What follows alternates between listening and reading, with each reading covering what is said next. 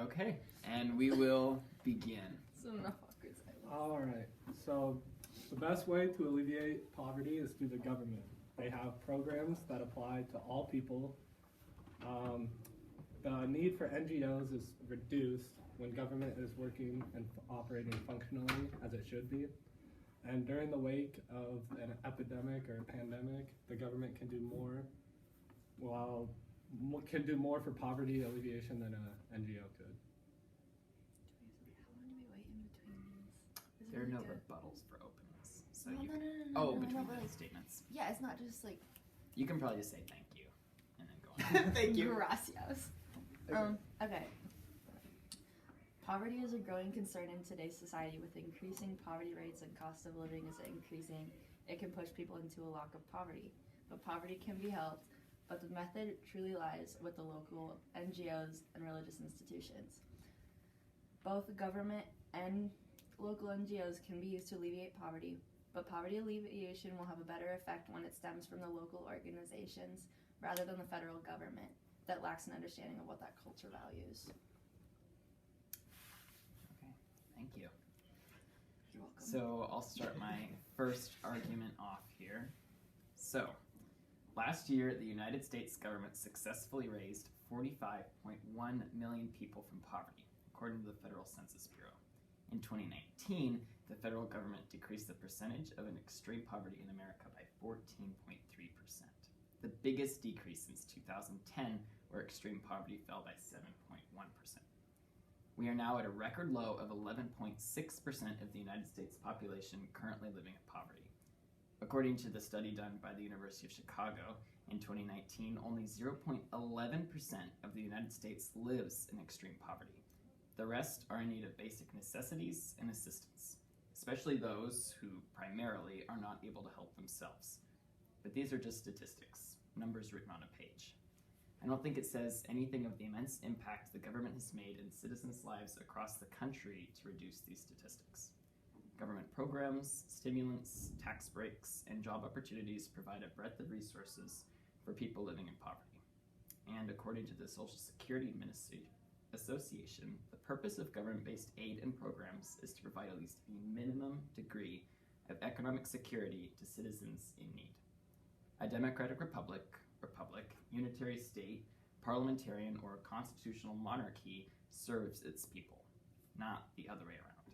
When the government is operating effectively and in accordance to its set structure, it is serving all people, especially those who are in most need of aid. The International Monetary Fund outlines how the United States and many other countries in the westernized world are living in an economy that, for the majority of the time, reflects the capitalistic mindset. This economic system instills a need for a different sort of approach when it comes to poverty alleviation.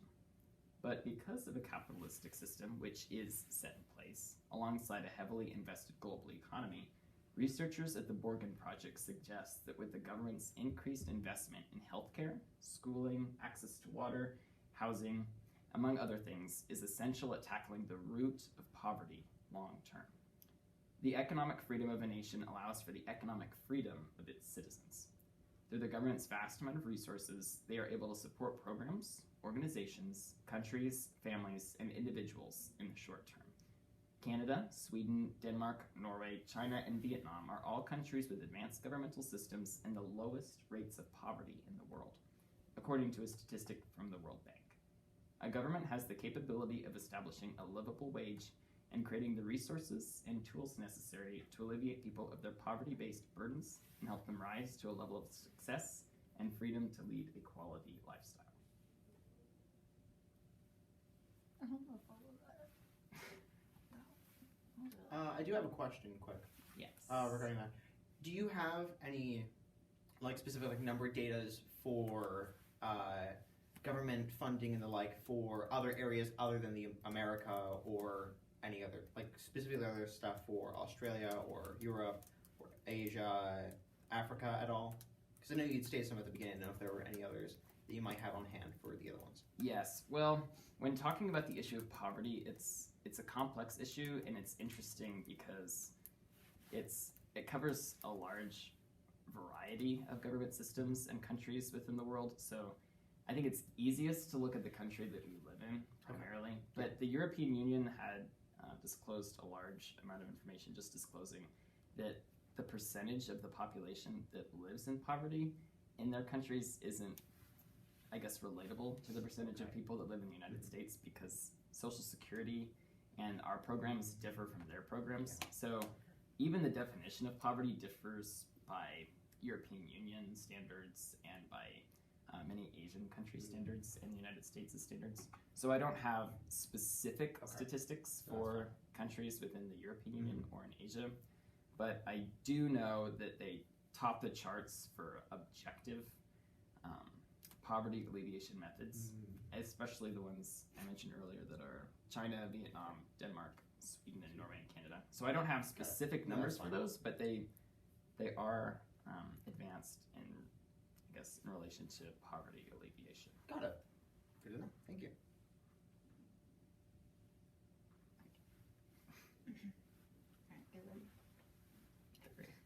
Well, yes, the government does have more consistent funding. They do lack the understanding of the people that they are trying to help. Having the funds doesn't mean anything if they don't know how to help that culture.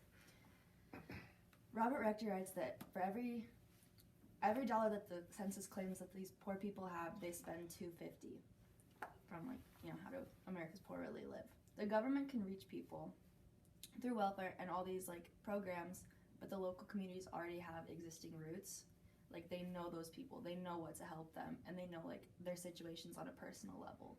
The government just coming in and, like, being super objective by just looking at the situation and not truly knowing it can only go so far, because no one's going to listen to someone that's just from an outside perspective telling them how to fix their life and saying that these are the resources you need to use. It best comes from, like, local NGOs when they know those people and know how to help, and there's already an already existing bond.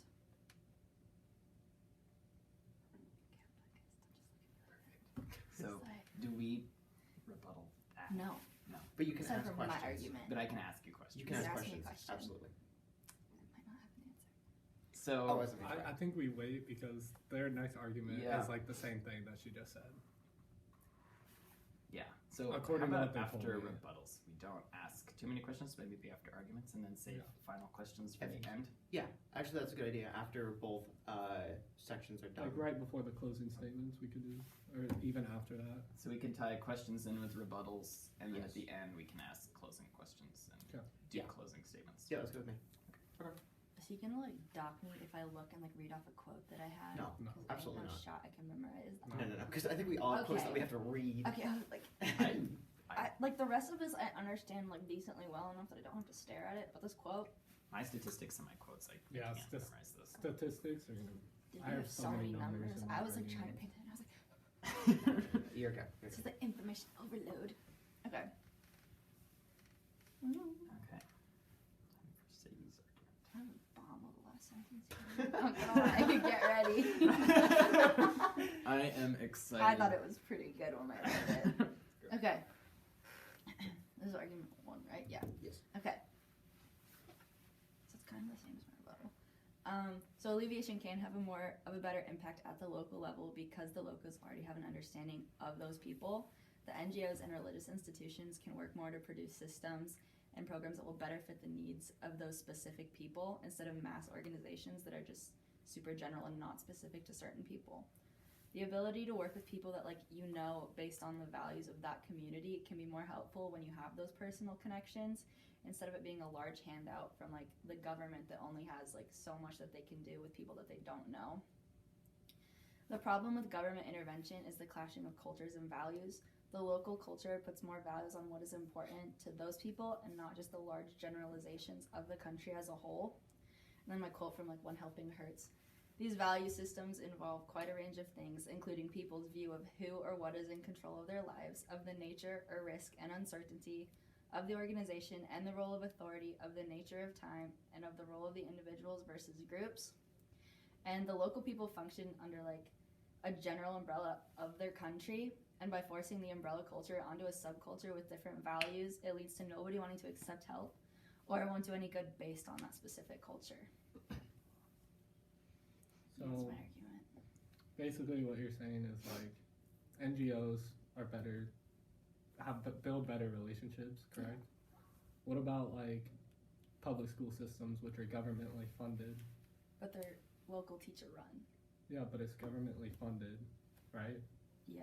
Yes, but, But it's that the, doesn't it's really the do local it's the but local education is enterprise a doing the different than job. poverty Is thing. they're taking the course of it. So I guess maybe my question would be, what would the goal be of NGOs kind of tackling the root of poverty by themselves? So what's to stop small little organizations forming in these massive cities and not being able to fit the need that poverty establishes within either a large urban area or across the country in general? And what if one NGO looks more appealing than another and become overburdened with people? How would that be effective? I guess I'm not really quite sure what you're asking. I guess I'm asking. You're okay. If you have a small non-governmental organization that's trying to fit a really large need, how would yes. you go about doing that? Especially when many of the resources provided to NGOs are from the government. Okay, I see what you're saying. Okay. So in the case where you have a much smaller NGO, like they're trying to solve a large problem such as poverty alleviation, either one big thing is you have a lot of NGOs or RIs, religious institutes, that are trying to do the same problem. In common place, they usually work together in a similar area in order to preserve their efforts and make usage of all their assets. On the other hand, big thing is while they're trying to solve this large problem, they're primarily doing it in a smaller area, or trying to help the people within their vicinity, because they can't solve the entire problem everywhere.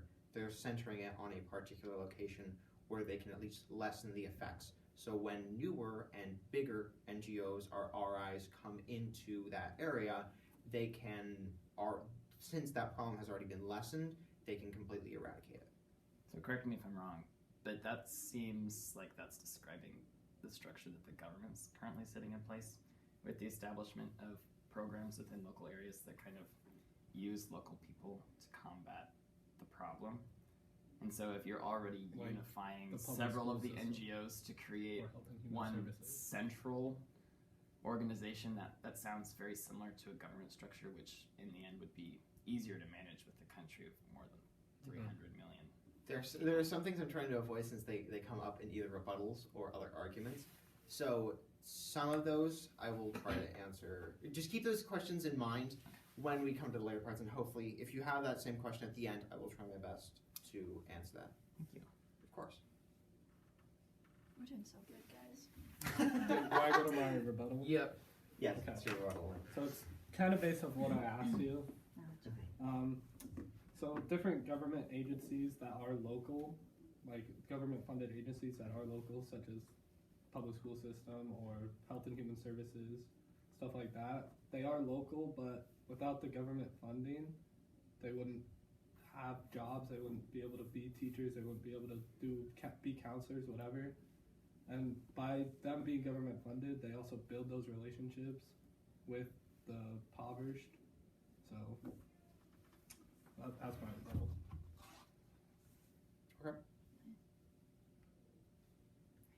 This is your turn. Oh, it's my That's our argument now. argument. Yeah, I was gonna say, Oh, I didn't think argument. it's my I turn. was like, I was just looking wait. around. No, don't worry. Okay, You've already done your part. It's like, I'm done. my turn? Yes. Okay. Thank you. 331.9 million people live in the United States of America. Of those around 332 million people, 59 million required government assistance in 2019, according to the United States Census Bureau. 17.7% of American people need government welfare assistance through programs like Supplemental Security Income, Temporary Assistance for Needy Families, and Supplemental Nutrition Assistance Program.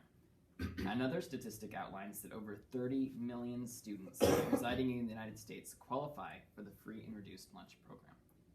These programs don't just have sheer size in common, the size of which would be impossible for any one group or one non-governmental organization to achieve, but they also serve a portion of our population that needs immediate assistance and who may not be able to receive and provide for themselves, and they require the assistance because, in the end, they really do need it. According to the National Library of Public Medicine, The function of a non-governmental organization in terms of poverty alleviation includes access to water supply, sanitation facilities, improving living conditions, nutrition, health, and education, as well as providing skill training, increased savings, credit and incomes, as well as business equipment. So those are the things that NGOs say that they provide. And I think that these are all fine skills and traits that can be learned, and I think that that will really help people access their true potential and help them come out of an impoverished situation. But I'd like to think of those people who are struggling to support a large family, the elderly, the disabled, the sick, or another one of the various groups that aren't capable of supporting themselves because of the lot they've been given. They need a benefactor. The government serves as one for the 61 million people living in the United States with a diagnosed disability. Only 24% of these individuals were employed in 2019, according to the United States Department of Labor. The rest had to rely on governmental assistance or financial stability from parents and guardians. Similarly, the United States Census outlined how 1 in 6 older Americans receive need-based assistance from the government, 86% receiving Social Security benefits, and 93% receiving Medicare. The National Institute on Retirement Security expressed that 40% of the 54 million American adults over the age of 65 are dependent on government welfare. The needs faced by so many groups within the United States population is overwhelming, and one that cannot be adequately fulfilled by a large or small grouping of external organizations. Simply put, the groups that are no longer able to completely help themselves require financial assistance from their managing government to allow them to lead a healthy lifestyle that reflects not the quantitative status, but the qualitative status of what it means to be a citizen. Everyone deserves a decent life, and the government system outlined earlier is the best method for achieving that goal. Thank you. Okay. So with a lot of government funding things with the people especially, there are a lot of different conditions that need to be met by these people, and some of these people may be missing 1 or 2 or some amount of these, and some of them just by barely, making them unable to receive this sort of need which they have, which is why certain NGOs and RIs, particularly even in our environment today, especially where we live, there are a lot of these things which provide for those people. That way they can get to a higher class, which is something that commonly these fundings from the government don't commonly do for these people. It usually keeps them where they are. Now, a big point is, while the government prevails in crisis in just anywhere, it neglects the natural poverty in the world.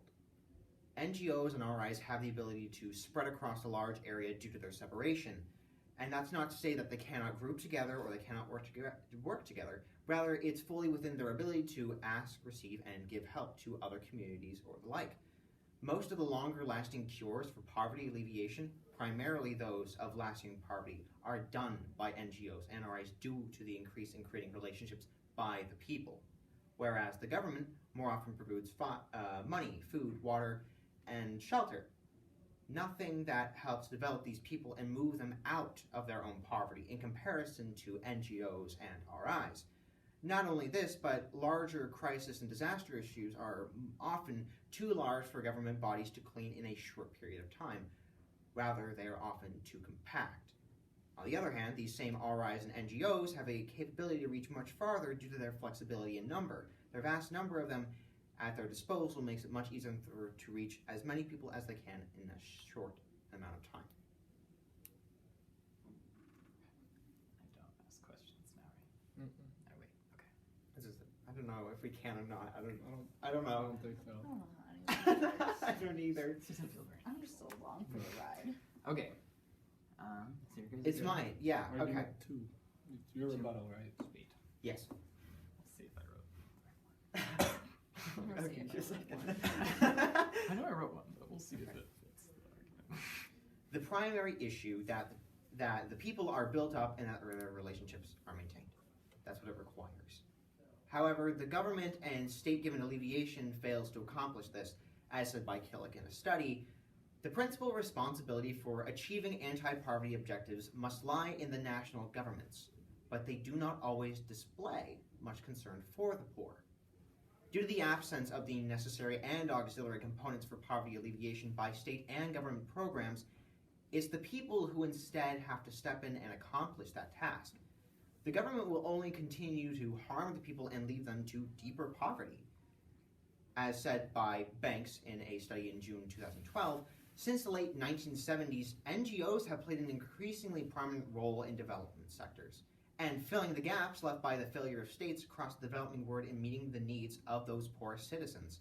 Success in this sphere will require a shift away from their role as service providers and that of facilitators, supporters of broader civil society, by which lower income communities themselves can engage in dialogue and in negotiations to enhance their collective assets and capabilities. This exact problem is solved and revealed in When Helping Hurts regarding the building of social circles, which is done by NGOs and RIs. The banding together of these exact agencies in the attempt to pull together development programs to build up these impoverished communities solves the problem. Okay. So, let me see here. You're good. Alex was not prepared. That was a good argument. But I'd like to start off asking the question. By all means. If one was just to fill the occasional hole that was left after a government institution patched up an entire wall of poverty, which would be considered more successful? The little patchwork or the entire structure in general? So, in the day-to-day, for those who are without and unable to provide for themselves, government assistance is vital and necessary for the individual's or group's survival and well-being. My second argument would be that the government connecting with people on an emotional level isn't a main concern or priority for people living in poverty with absolutely no means of escaping it. For those who do, government-based programs, according to the Center on Budget and Policy Priorities, states that government programs played an even larger role in lowering poverty and narrowing racial and ethnic disparities. Many other wealthy nations, such as France, Germany, the United Kingdom, Canada, and the Nordic countries, have a similar or even higher poverty rates than the United States, before factoring in the impact of economic security programs. But these countries have lower poverty rates, sometimes much lower, after counting benefits from government programs because they have stronger policies to shore up incomes of households that don't make enough to make ends meet. The United States can well afford to adopt stronger policies, of course, to lower poverty both overall and for children. Once policies such as these are adopted, the United States can very well see itself moving forward progressionally to be on par with other capitalistic countries who have a similar form of government. As far as being in touch on an emotional level, I would add that the government takes direct steps in not just monetary poverty alleviation, but other factors as well. The federal government works with states on the best ways to address citizens' mental health needs, according to Mental Health America. A relationship with the government exists with one of the many government employees that are employed within the region or area that one is receiving help from. So I'd like to point out that on a subjective level, I know from experience in my family, my grandma was employed as a governmental aide apart from her nursing career, and I volunteer for a government program that helps people with special needs in Lincoln. And so the goal of these programs is to provide people with medical care, financial assistance, and mental health support. So the effects and workings of these government programs across the country is reflected in the 83,202 people that work for the United States Department of Health and Services, not including people who are volunteers that work in those areas. And I would add that relationships are built between those people just the same as an NGO would build them. And I think that they'd be more stable in the long run because I have seen and I've read from a couple of these different things that a lot of these NGOs are funded primarily by Congress people or by private individuals who have dealings within the government or even the government itself. And I would also argue that the highest paid government position is a medical officer and is paid around $465,000 a year, whereas the leader of a nonprofit could expect to see 3 times that amount paid in their annual salary. So I would like to see kind of more responsibility taken by NGOs, and I'd like to see more compatibility between government programs and NGOs as far as relation to poverty alleviation and an emotional connection with the people that they're serving.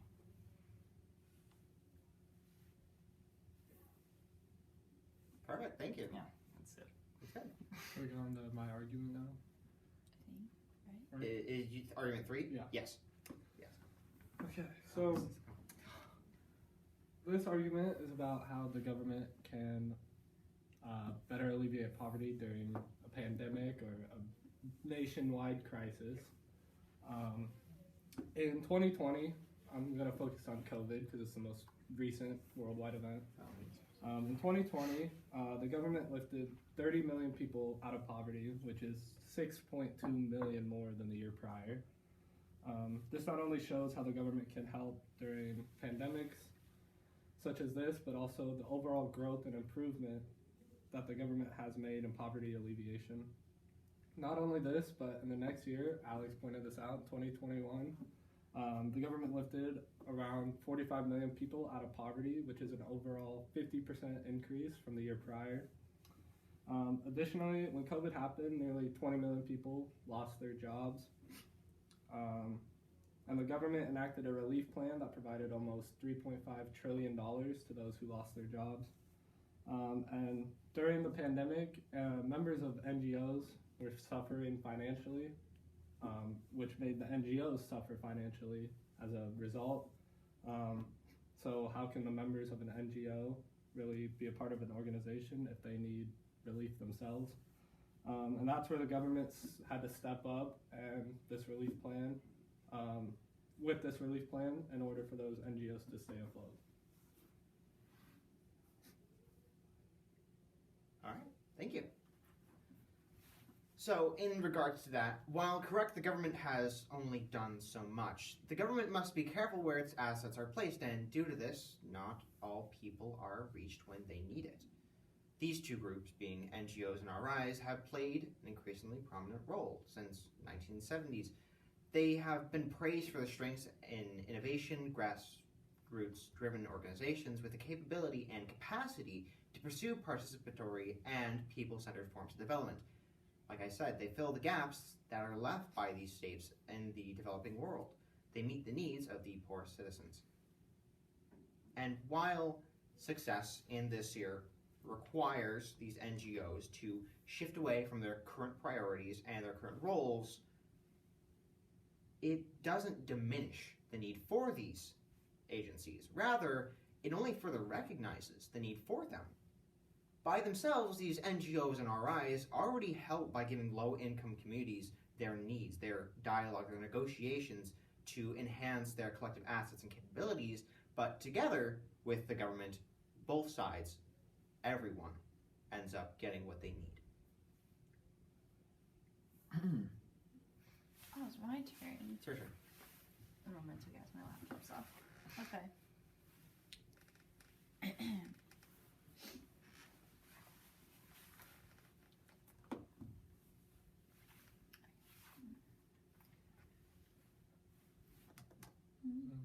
Unprepared. So are we doing closings or are we doing? No. I So have one an argument. We've got another argument. I Argument have and an rebuttal. argument, but as you can, covered it all in.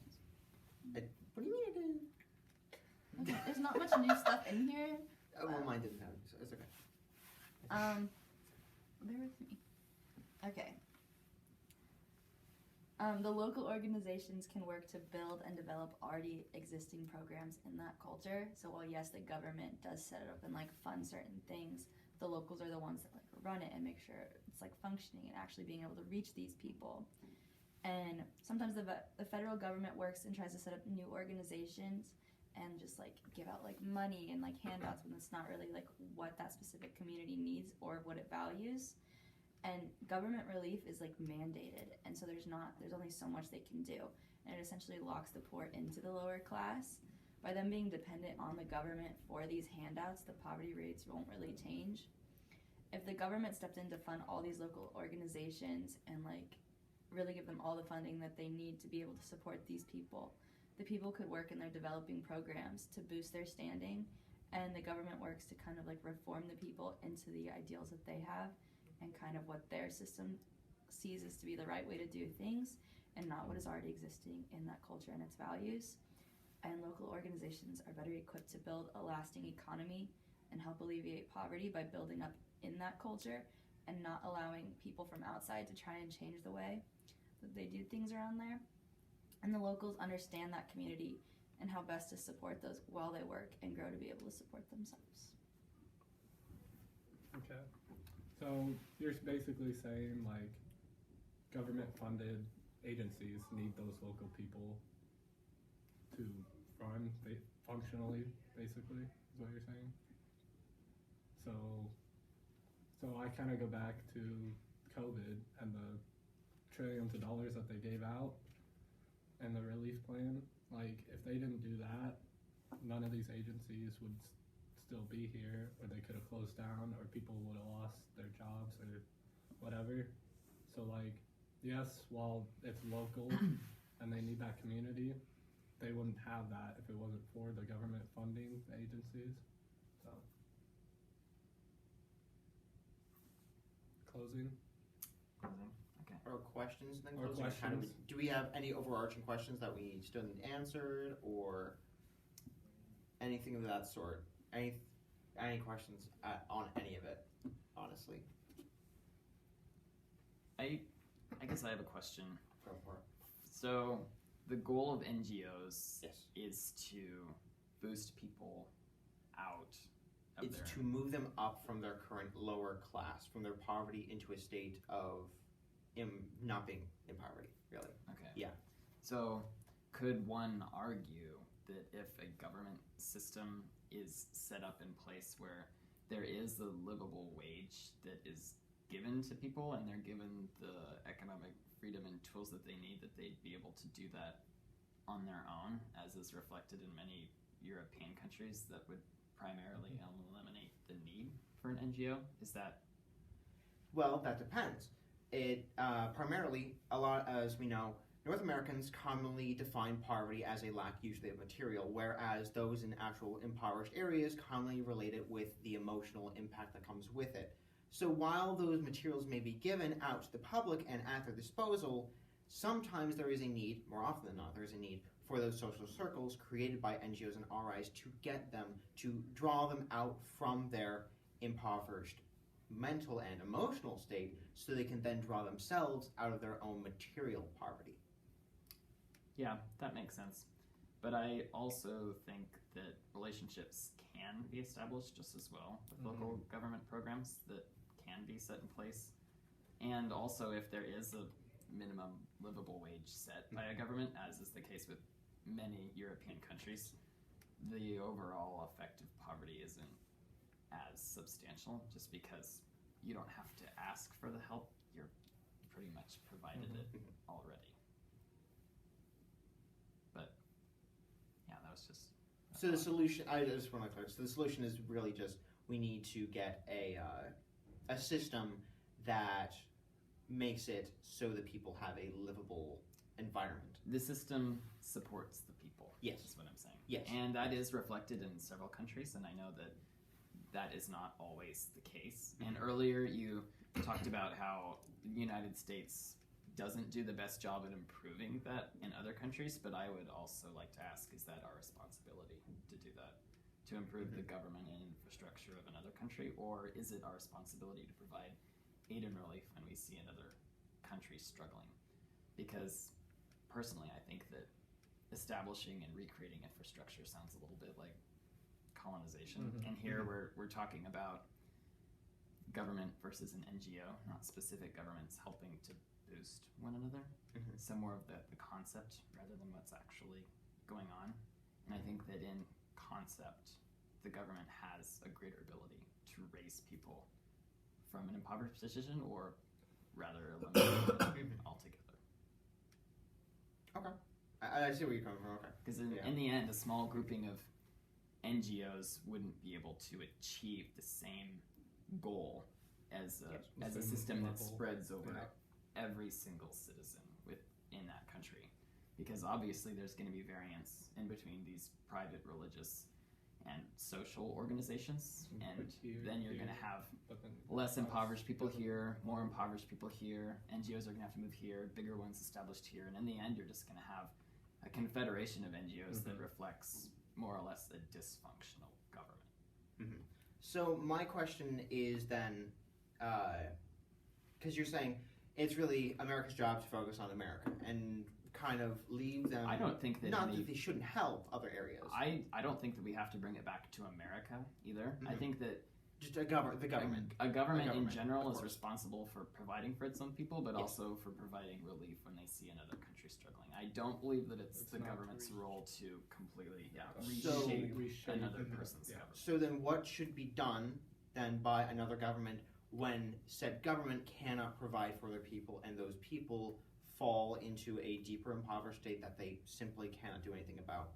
Because ethically speaking, it would be better off for those surrounding countries or countries in general who have the assets and capabilities to help this other area and government to rebuild or become what they are, especially in times of crisis or pandemic and the like. It would be with mainly ethically, and there's a lot that goes into that, to helping those societies. And with that, is it up to the government solely itself to spend all its assets on those other areas, or should you leave it up to people like NGOs and RIs who have their own assets and funding from the actual people within the area to build them up, instead of lowering one government's funding in order to bring up another, and instead use the economy of said NGOs and RIs in order to better recover these areas?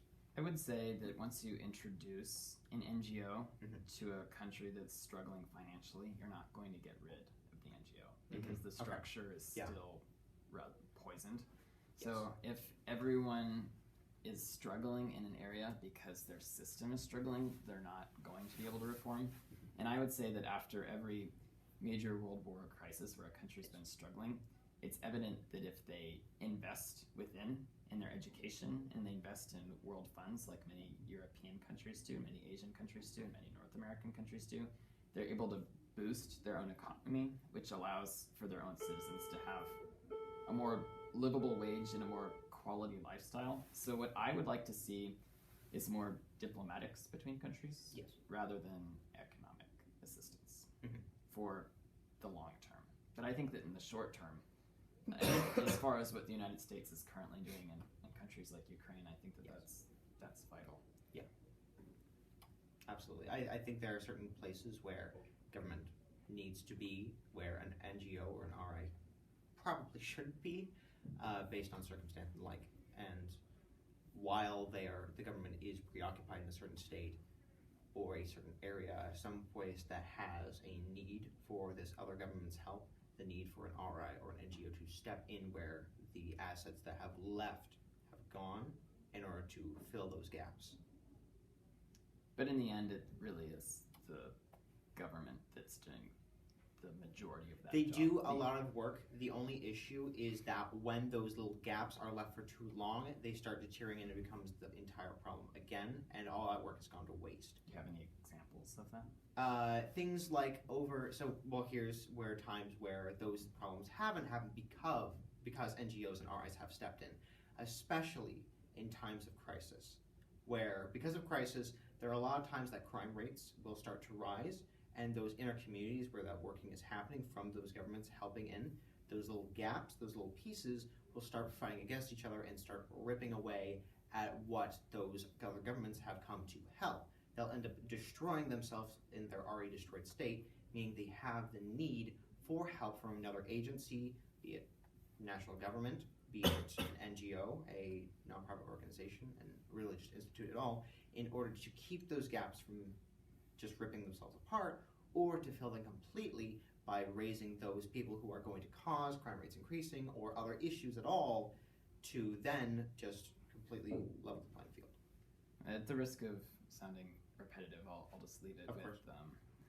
I think that if there are too many holes within a community and it's turning against itself, that is indicative of a corrupt system, a corrupt government that's in need of reform, and that once that is fixed, then there isn't a need for it, or at least a primary need for an NGO. Predominantly, the government is responsible for that. Okay. Close That's the closing statements. argument. Yeah. We can go for a little bit. Yeah. I was just like back and forth, back and forth. Who's just closing first? You guys or us? I don't think it matters. So we started, so you guys want to finish? Sure. So, all in all, NGOs, nonprofit organizations, and religious institutes produce systems better suited for those people, build relationships, and have a better understanding of people. And while some accurate usages of government may be appropriate, they further recognize the need for these agencies. Today, we are faced with the subject of poverty and who is best equipped to alleviate it. 648 million people across the globe live in a state of poverty. This statistic is not solvable by the good intentions of a few organizations scattered around the globe. This issue is deep-rooted in the negligence and misconduct of a governmental system and order in which a person resides. In order for someone to have a chance at succeeding and leading a quality lifestyle, they should be placed in a system that supports them and their endeavors. Or if they are incapable of supporting themselves, the structure will be able to provide for them. I do not negate the need for non-governmental organizations. Rather, I argue that they are fixtures toward a larger plan and purpose that is achievable through an established order that creates a standardized environment conducive for people to grow financially, emotionally, and spiritually. A free world would be one where one doesn't have to fight for food, safety, security, or connection. We live in a broken place, but some of the shards are fixable when placed in the right environment.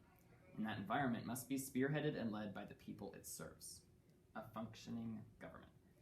Today, I implore you to think past the temporary solutions and quick fix problems for one group or individuals, and look at the bigger picture and what resides behind it. Thank you. Perfect, we're done. That was Yeah, that was long. brutal. Only